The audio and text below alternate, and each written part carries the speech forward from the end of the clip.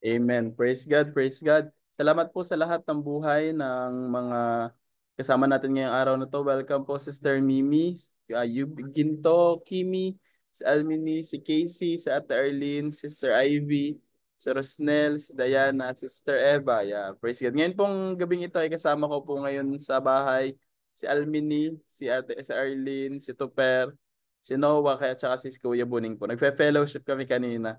And so yun, bago tayo dumako sa ating word, bago po tayo dumako sa word, ay tayo po ay magsimula muna sa isang panalangin. Sino pong gusto mag-volunteer na mag-share mag-open sa atin sa panalangin?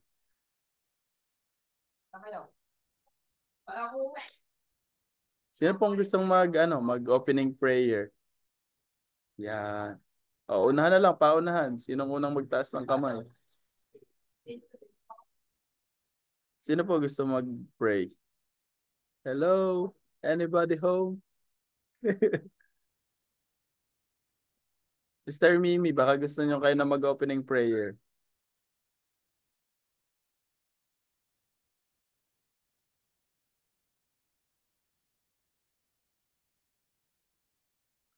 Hello po. Sige, ako na lang. Siguro hindi masyadong maano yung mga internet natin. Pero ako na lang po magsimula sa ating prayer. Ama namin sa langit, salamat o Diyos sa gabing ito na yung pinagkaloob. Salamat Panginoon sa mga taong ginamit mo Panginoon sa araw na ito. And thank you Lord for bringing us here together na makapag-aral ng iyong salita. Salamat Panginoon sa iyong word and sa iyong encouragement, all the revelation that we're about to receive today and for the food for the spirit that we're about to eat today. Thank you, Jesus. Lord, we praise you. We glorify your name. In Jesus' name we pray. Amen, amen, amen, amen. Thank you, Lord, sa wisdom. And thank you, Lord, sa paggabay sa amin sa araw-araw. So, welcome po ulit. If you are ready, pwede po mag-comment tayo sa chat ng I am so much ready. Yeah. Hindi lang ready, kundi so much ready. Yeah.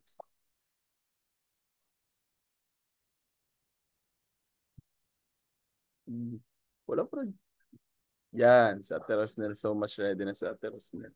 So yun po, tayo ay magsisimula sa chapter 4 of the Book of Amos. We are almost half through sa ating pag-aaral po ng Book of Amos. So the chapter 4 of Amos confronts a prosperous tsaka comfortable na buhay ng mga taga-Israel habang sila naman ay namumuhay in their practical ng they are oppressing the poor. Parang dinidiscriminate nila ang mga poor, nagkokos sila ng discrimination sa mga poor.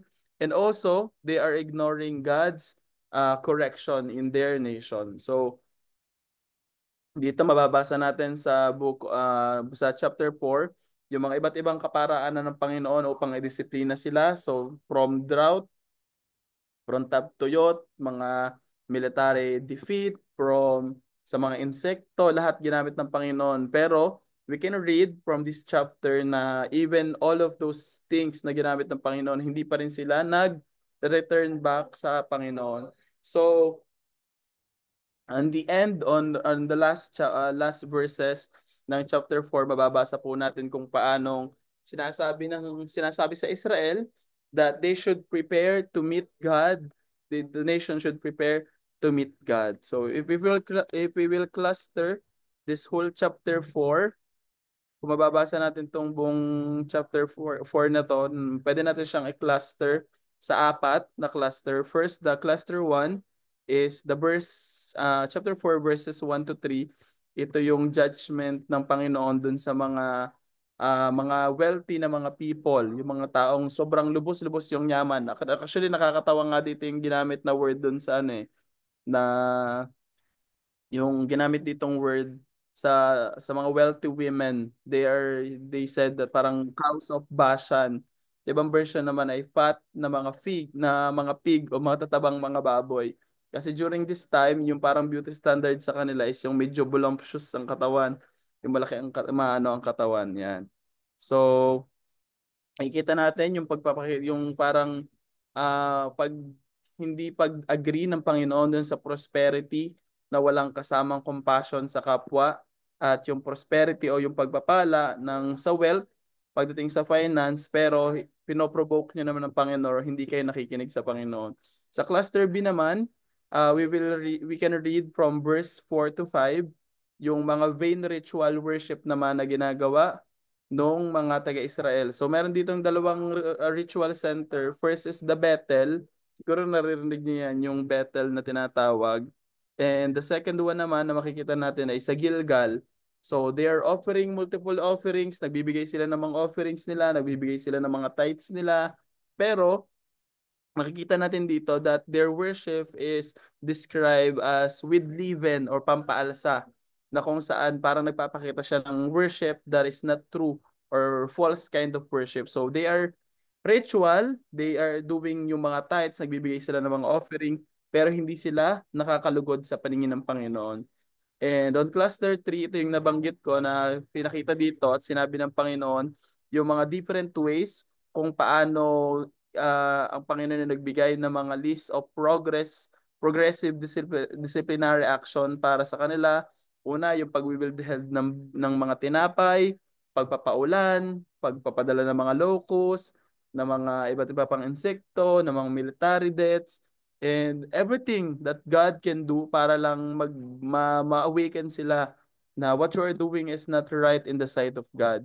Pero like what we said, nung kung mababasa natin sa chapter, hindi pa rin nag-turn back ang Israel sa kanilang mga sins. And on cluster D naman, yung ikaapat na cluster naman, dito naman ay pinapakita ng Panginoon na dahil hindi sila nakikinig sa Panginoon, they should prepare for God, for them to meet God, na mamimit niyo ang Panginoon. Merong tatlong context yung prepare to meet God dito. Pwedeng yung una, as a challenge na, sige, para makita mo as a challenge to meet God. Next one naman is invitation. So mas maganda na invitation mula sa Panginoon. Yung pangatlo naman ay summon or summon sa English. Ano po? Yun yung tatlong klase ng call ng Panginoon for them to meet God. So, yun yung context nung buong chapter 1 to buong chapter 4. Now we will proceed with the lessons that we can learn from this chapter. What we can observe, ano ba yung pwede nating matutunan dun sa chapter na to. Sige, basahin natin. Sinong gustong bumasa nung number 1 po natin? Yan, sinong gusto pong bumasa? O, paunahan na lang. Nakikita niyo ba screen ko? Ako Hello. na lang. Yan, sa Ate Rosnel. Thank you, Ate Rosnel. Di ba tayo nagsalita? Ay, bumili. Akala ko nagtaas na kamay si Ate Ras. Ako yun, Kenneth. Ikaw ba? Sorry, Oh, sorry. okay lang. So, siya na naman na. Ay, Sige, sige. repentance means relationship, not just ritual. Israel was very active in religion. They gave offerings, sacrifices, and even extra tithes. But their hearts were far from God. For us under Christ, it's not about how often we attend church or how much we perform. True repentance means relationship, not ritual. Amen. Amen. 'Di ba? Na ang lesson number 1 that we can learn from this, yung true repentance o pagto-turn back to God is not just a ritual that we do na basta nagtatites ka, basta nag-offering ka, basta umaawit ka sa simbahan, basta nagsisimba ka, okay na 'yon. That is your repentance. Pero ang tinutukoy ditong repentance, as you can see from this context, is our relationship with God. Mababasa natin that sa buhay ng mga Israelita, ng mga taga-Israel, hindi naman sila masasabing hindi sila religious. They are very religious. Nagbibigay sila ng offering, nagbibigay sila ng mga sacrifices. Actually, sinabi nga dito na yung pagtatites nila, I think every 3 days yung pagtatites. O, sino dito nagtatites every 3 days? 'Di ba? Para kung makikita mo parang sobra-sobra pa yung ginagawang tithes ng Israel, pero the Lord is not pleased with them. Hindi ba napiplease ang Panginoon dahil kulang yung binigay nila? But yung meron silang ginagawang ritual but their hearts were far from God, 'di ba? Kaya nga po in the new covenant under Christ sa atin mga bagong mananampalataya under sa covenant ng grace, makikita natin dito yung highlight nito is that yung ating ginagawang worship sa Panginoon is not for us to perform. Amen. We are not performer, we are believer. Amen. So, true repentance means relationship, not ritual. Pwede pabasa natin kay Ate Arlene. Ako. Amos chapter 4 verses 4 to 5. Pumunta kayo sa Bethlehem, tama ba? Bethel at magkasala. Sa Gilgal ay lalong magkasala. Magdala kayo ng inyong mga handog tuwing umaga at ng inyong ikasampung bahagi tuwing ikatlong araw. Maghandog kayo ng alay na may pampaalsa at maghayag ng kusang loob na handog, sapagkat iyan ang gusto niya, sabi ng Panginoon. Ay, iyan ang gusto ninyo, sabi ng Panginoong Diyos. As you can see here, pinakita ng Panginoon yung mga ginagawa. Yung Bethel kasi dito, tsaka yung Gilgal, is sila yung center talaga ng worship. Parang sila yung lugar kung saan nag-worship yung mga tao, yung mga Israelita. And dito makikita natin that they are very active, very religious, nag-offering sila, nagtatites, nagsasacrifice, they have ritual. Pero as you can see here on verse 5, sinabi dito, sapagkat iyan ang gusto ninyo. Hindi gusto ng Panginoon, kundi ginagawa nila to for themselves. Kasi nafe-feel nila na kahit siguro manakit ako ng kapwa ko dahil nagbibigay naman ako sa church or nagtatites naman ako, it makes me feel good about myself na okay lang yun, parang ang bait ko naman dahil ako yung nagsisimba. 'Di ba? Sabi nito ng Panginoon, yan ang paggusto ninyo, pero that is not what God wants. We can read on the next slide, sabi dito, through Jesus, repentance is not earning forgiveness. Amen ba?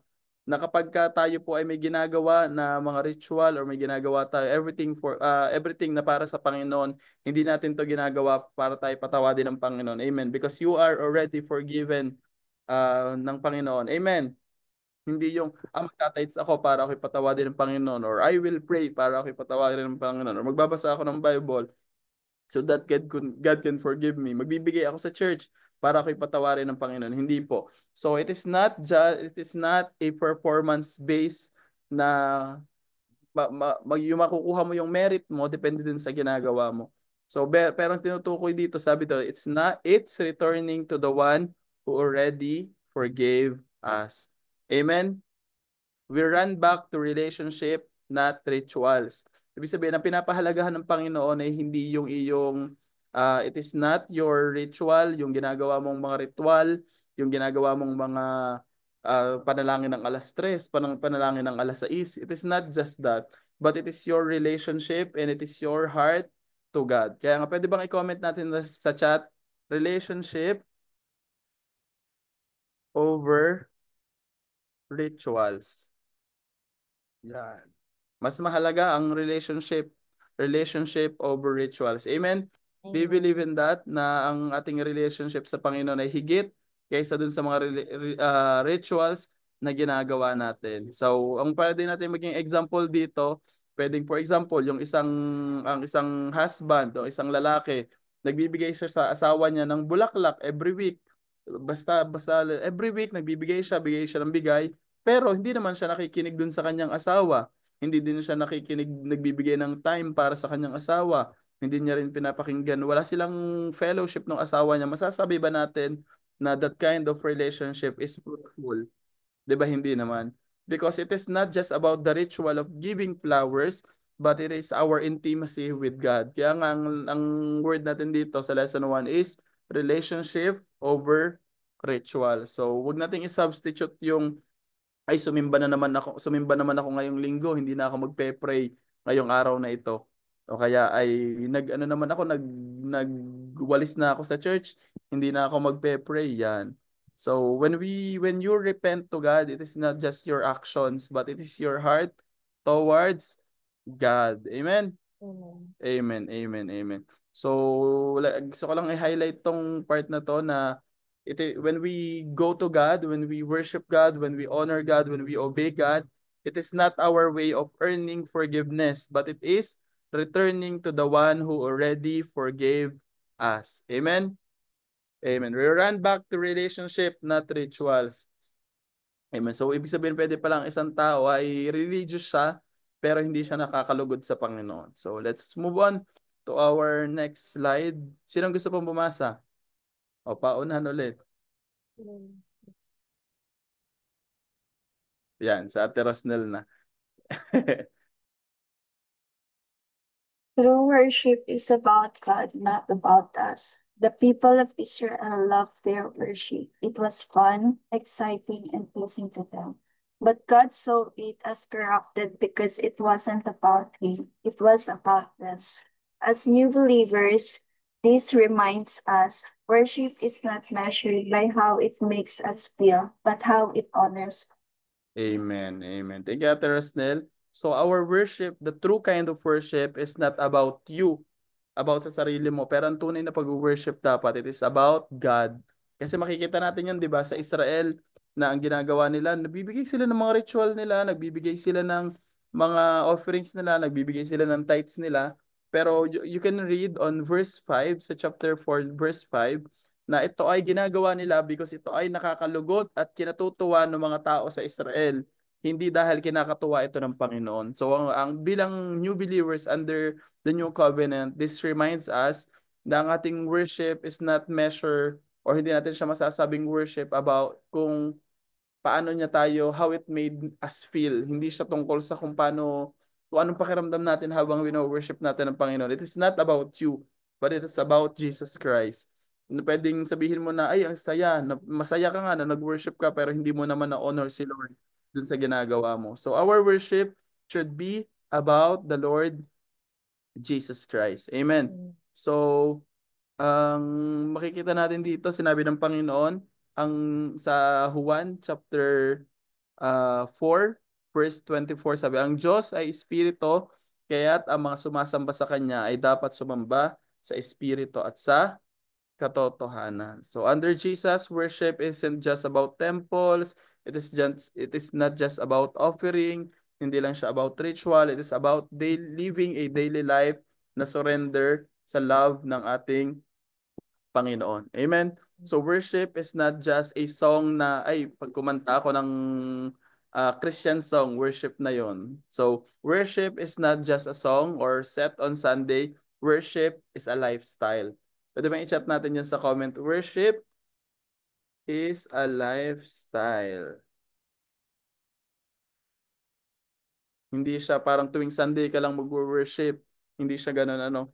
And also, makita rin natin na itong pag-worship natin is not about how we feel o kung ano yung nararamdaman natin. Pwede nga natin gamitin ulit yung example nung ano eh. Pwede nating makita natin yung example ko kanina na yung isang husband, nagbibigay siya ng flowers dun sa babae kasi parang nafe-feel niya na napo-provide niya yung pangangailangan ng asawa niya pero hindi naman siya nag-i-spend ng quality time dun sa babae. Makikita natin siguro pag tiningnan mo ang swerte mo naman dun sa asawa mo, binibigyan yung gestures niya parang impressive kasi binibigyan ka ng flowers every week. Pero makikita natin na it is not just about the actions that you do, yung actions na ginagawa mo para sa Panginoon, but it is your motive and it is your heart kung bakit mo siya ginagawa. Amen? Kaya napakahalaga nga po lalo na sa mga Kristiyano na mahalaga na ang buhay natin ay hindi lang siya, yung actions yung mahalaga, kundi yung motive natin kung bakit natin ginagawa yung isang bagay. Ginagawa mo ba yung worship na yan because it made you feel good? Na ay, I feel good. Hindi ko sinasabi na pag sinabing worship, dapat ito yung mahirapan ka, dapat mapagod ka. Hindi ko sinasabing ganun. What I'm saying is your worship should be focused on God, not you. Amen. Nang pag-worship natin, hindi siya nakatuon sa iyo kung ano nararamdaman mo, anong naririnig mo, anong feeling mo dun sa pag-worship mo sa Panginoon. Kundi ang tanong mo dapat dyan, ito bang bagay na ito ay ikinalulugod ng Panginoon? Does it honor the Lord? Amen? Kung makikita natin sa chapter 5, sabi, for this you love, parang pinaka-point ni ginagawa ng mga tao yon, ng mga Israel, ng mga Israelita, yung kanilang ginagawang mga rituals because they love the rituals, not God. Alam mo, minsan nagiging sakit din yun minsan ng mga Christians, na mga mananampalataya, minsan ang minamahal na nila mismo ay yung gawain, hindi na yung mismong ang Panginoon. 'Di ba? Kung makikita mo din yan kay Martha and kay Maria. Si Martha, aligaga siya sa paglilingkod, samantalang si Maria, they are very busy sa presensya ng ating Panginoon. So let this be a reminder Na ang pag-worship natin is not a ritual. This is not about how we feel, how it made us feel, but it's about God. Pwede ba i-comment natin all about Jesus? Amen. None of us and all about Jesus. Amen, amen. So let's read, sabi dito, number 3. Sabi dito, yeah. Under Jesus, worship isn't about temples, offerings, or rituals. It's about living daily in surrender and love to God. Sabi ko nga, worship is a lifestyle, not a song set on Sunday. If we can read, yung sa John 4:24, ang Diyos ay Espiritu, kaya't ang sumasamba sa Kanya ay dapat sumasamba sa Espiritu at sa katotohanan. Amen. Praise God, praise God. And now we will proceed. This is probably my favorite na parang revelation sa akin ng Panginoon while I'm reading this. The point number 3. Sinong gustong bumasa ng point number 3 natin? I will read. Pwede Sino ako. pong gusto? Ayan, Sister Ivy, Sister Ivy. Point number 3. God's love is greater than our failure. Hosea, God's people repeatedly sinned and broke covenant. Yet He never abandoned them. This shows us that His love is persistent, patient, and restorative. Amen, amen. Kung makikita natin from the book of Hosea, book of Joel, and even in the book of Amos or Amos, makikita natin na Israel nag-failed again and again and again and again. They're chasing over idols, nagwo-worship sila sa mga idols, they turn their backs to God. Pero alam niyo po ang nanatiling one thing remains the same, that God is faithful. Amen? Pwede ba i-comment natin yan sa chat? God is a faithful God. Amen.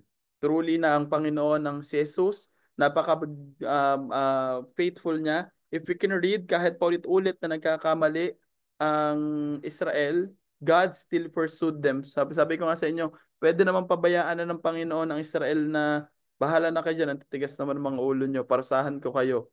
Ito na ang para sa inyo, di ba? Pero hindi, God still invites them to, pwede kayong bumalik sa akin.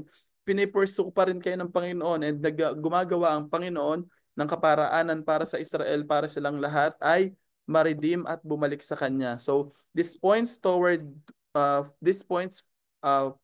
to Jesus who took the ultimate cause of our unfaithfulness on the cross. Kaya para makikita natin parang this is the summary of the gospel, na even when we sin, even when we fall short of the glory of God, kung saan lahat naman tayo ay nag-fall short sa glory ng Panginoon, makikita natin na yung failure natin is not bigger than God's love. Amen? Na ang pag-ibig ng Panginoon sa atin ay higit kaysa dun sa yung pag-ibig ng Panginoon sa atin ay higit dun sa ating mga pagkakamali, sa ating failure, sa ating mga kasalanan. Sabi nga, kung ang kasalanan mo ay kasinlaki ng bangka, ang pag-ibig sa iyo ng Panginoon ay kasinlaki ng dagat. Amen. So, we can read na parang ang example nito, pwede kong maging example dito is parang sa isang magulang, di ba? Yung anak pwedeng mag-break ng rules. Minsan yung mga anak nila nagkakamali, nakakabasag ng baso. Minsan may mga nagagawa sila na hindi maganda. Pero yung isang magulang, they patiently corrects their child, restore their child, care for their child, and ganun din yung pagtingin sa iyo ng Panginoon. So, we can learn that your past does not disqualify you from God's love. Amen? No sin is greater than God's love, than the blood of Jesus. Amen? No disappointment, no failure is bigger than God's forgiveness in your life. So, wag mong i-disqualify yung sarili mo kasi ang Panginoon nag-qualify sa iyo. Amen. So, when we stumble, kapag nagkakamali tayo, kahit naman Kristiyano, di ba nagkakamali pa rin. Dumadaan pa rin sa pagkakataon na alam mo, matigas minsan din ang ulo natin, di ba? Minsan meron pa rin tayong mga times na we are disobedient to God. Minsan unfaithful tayo, pero one thing remains the same, na kapag tayo nadapa, do not hide in shame, huwag kang magtago sa shame. Sa halip, tumakbo ka papalapit sa Panginoon. So trust in Christ that you are forgiven, you are restored, and you are made new sa pamagitan ng sacrifice ng ating Lord doon sa cross ng Kalbaryo. Amen. Amen. Amen. This is the grace of God na even we have failures, we have meron tayong mga pagkakamali, kasalanan, meron tayong mga nagawa in the past, God still pursues you, redeem you, and restores you. Amen? Amen. Amen, amen. So through Jesus Christ, we can read in the next verse, next slide. In the new covenant, this love is fully revealed in Jesus Christ. Unlike Israel who ran from God, ang ganda nito, unlike Israel who ran from God, Jesus ran toward us. Kung ang Israel tumatakbo papalayo sa Panginoon, tayo naman, si Jesus naman run toward us. Ang Panginoon naman lumalapit, tumatakbo papalapit sa iyo, carrying our shame, carrying our guilt, daladala yung ating shame, daladala yung guilt natin, daladala yung sin natin. His death and resurrection prove that no failure is too big for His mercy. Amen ba? Walang failure sa buhay mo na masasabi mong, ay, hindi na to kayang patawarin ng Panginoon or wala na akong pag-asa. Because ang Panginoon, yung love niya is bigger than our failures. Amen. Amen, amen, amen.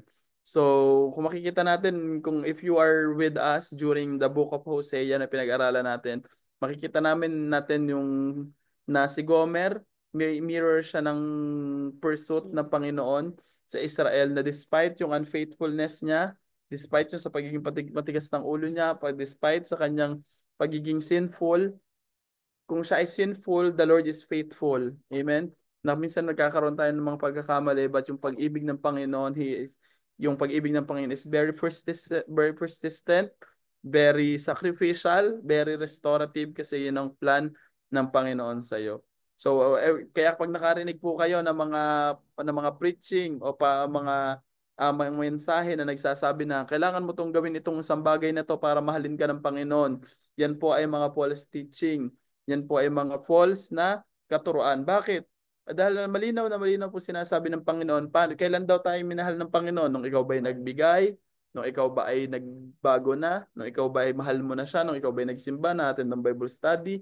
Yan bang mga yan ang naging dahilan kung bakit ka inibig ng Panginoon? Hindi po.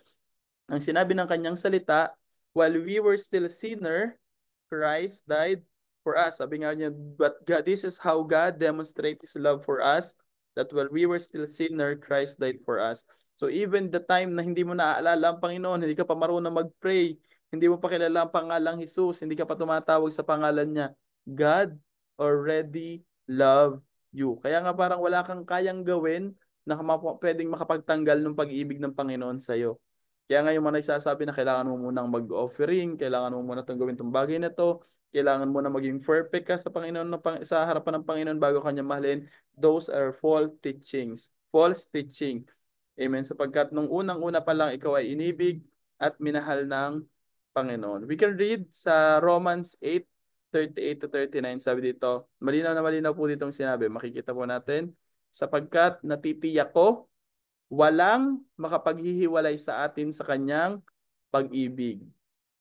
Di ba sabi dito, walang makakapaghiwalay. Kahit kamatayan o ang buhay, ang anghel o mga panunuan at ang mga kapangyarihan, ang kasalukuyan o ang hinaharap, ang kaataasan o ang kailaliman o alinmang nilalang ay hindi makapaghihiwalay sa atin sa pag-ibig ng Diyos na pinagkaloob sa atin sa pamagitan ni Kristo Jesus na ating Panginoon. So there's nothing that you can do para mawala at maalis yung pag-ibig sa iyo ng Panginoon. It is just that mahal na mahal ka ng Panginoon. Amen. God loves you. Amen, amen, amen. Ganyan ang pag-ibig ng Panginoon para sa ating lahat. And yun po yung gustong maging mensahe para sa atin na nothing can separate us from the love of God. Pwede bang i-chat natin sa ating chat box that nothing can separate me from God's love. Nothing can separate me from God's love. Amen, amen, amen. Amen. So that concludes our 3 points. The first one being ang ating pong pagsamba o ang ating pong repentance is not just about ritual, but it is focused on relationship. The second one, ang pag-worship po natin ay hindi about sa atin, kundi about sa Panginoon. At pangatlo, It is saying na walang higit ang pag-ibig ng Panginoon na higit kaysa doon sa ating mga kamalian. Amen. Amen, amen, amen. Praise God. Salamat po sa lahat ng mga nakasama natin ngayong araw na to. Thank you for joining our Zoom Bible reading. And bago po tayo magtuloy ang maghiwa-hiwalay ngayong araw na ito, ngayong gabing ito, pwede ba tayong mag-open ng ating mga camera for our picture taking? Yun. Yan. Hello po, Sister Ivy. Hello kay Lina. Hello. Almin. Nasabay kayo na, Almin? Hello. Sige po. Opo, Picture nasa bahay na ako. Okay. 1, 2, 3. 1, 2, 3. 4. Chapter 4 na. Chapter 4. 1.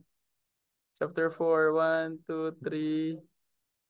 Amen. Amen. Praise God. Salamat po sa lahat ng ating mga nakasama, nag-join, and nakasama po natin ngayong araw na to. Thank you. And God bless God bless. everyone. Sige po. Kita-kita po tayo bukas. Stay Salamat po. God Thank bless. you, Diana, for joining. Salamat. Salamat. Bye-bye po. Bye, Ate Salamat. Eva. Bye po. Thank you po. Ate Rosnel, thank you. Bye-bye. Join. Bye-bye. Bye-bye, everyone. Shoutout sa'yo. Ay, umalis Bye-bye na. po.